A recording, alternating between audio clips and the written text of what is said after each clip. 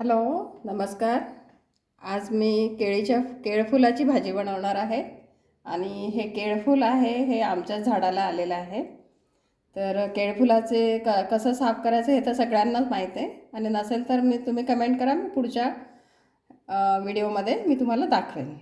आणि त्यासाठी ही south Indian पद्धतीने बनवणार आहे. एकदम सिंपल भाजी आहे.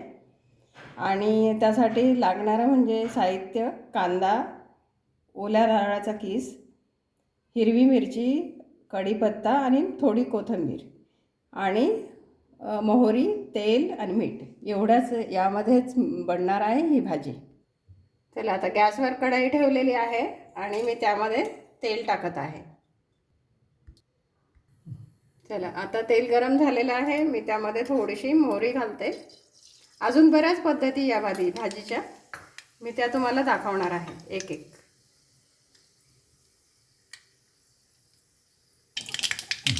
मोहरी तडतडलेली आहे, त्यामध्ये मी हिरवी मिरची घालत आहे, कांदा घालत आहे,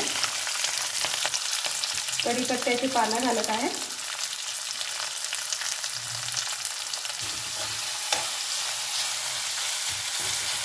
थोडंसं मीठ घालायचं आहे यात. आणि साऊथ इंडियन जेवणामध्ये थोडं मी मागेही सांगितलं आहे तुम्हाला की साऊथ इंडियन जेवणामध्ये कांदा हा थोडा कच्चा असतो, खूप परतवत नाही कुठल्याही भाजीमध्ये, छान लागतात. आता यामध्ये मी थोडी हळद घालते. हळद ही ऑप्शनल आहे, तुम्ही नाही घातलीत तरी चालेल, अगदी थोडीशी घालायची आहे. हे बघा, इतपतच कांदा होऊन द्यायचा आहे. कांदा खूप परतवायचा नाही आहे. आणि मी त्यामध्ये आता केळफूल घालते.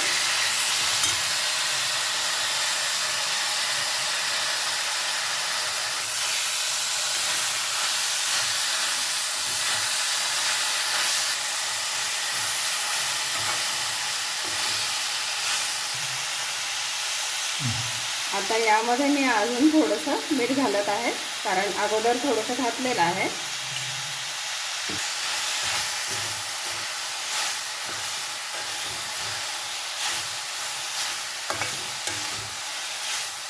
आता 5 मिनिटासाठी मी यावर झाकण ठेवत आहे.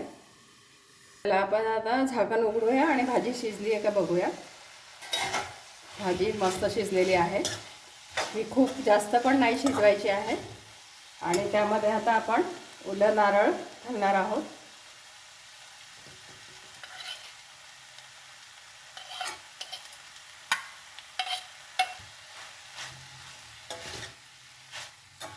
ओला नारळ मी घातलेला आहे.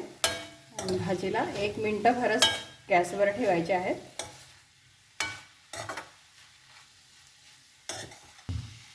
चला, आता आपण गॅस बंद करूया. ही भाजी खूप छान झालेली आहे. ही बघा, खूप सुंदर भाजी झालेली आहे. मी दाखवते तुम्हाला. बाउलमध्ये मी ट्रान्सफर करते. हे बघा, ह्या पद्धतीने ही केळफुलाची भाजी तुम्ही करून बघा, खाऊन बघा.